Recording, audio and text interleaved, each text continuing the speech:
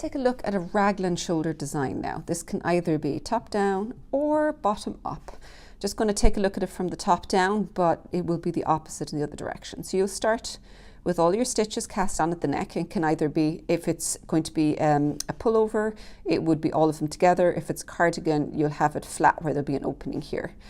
This will have your sleeves as well as the front of the body. So it's not a beautiful drawing, but it gives you an idea. So if it's top down, you're going to have increases on each side of what's known as the raglan seams. So this will be the sleeve over here and over here, and this is the body.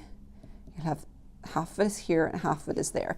So basically, if you're doing it in the round, every second round for a standard raglan shaping, you're going to have increases on each side of these. So 8 increases, 2 in the body in the front, 2 in the body in the back, 2 in this sleeve, and 2 in this sleeve. So you'll keep doing that all the way down to the point where you finished your yoke. And then at that point, you'll separate those sleeves out here, separate these sleeves out here, cast on some stitches for the underarm, and then begin working the body down like this. So that's a fairly standard raglan if you do no modifications, particularly if it's done, like this is shown, it worked in one piece, but these can be worked in separate pieces with the seam along there.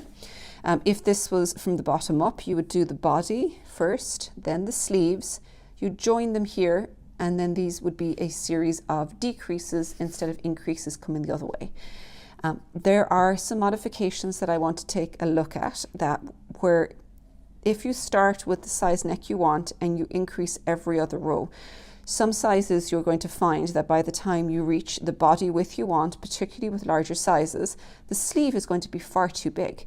So we can take a look at how you can do a modification where instead of doing every other right side row all the way down, the body may stay at the every other row, but your sleeves after the first short section here may perhaps start becoming every other row.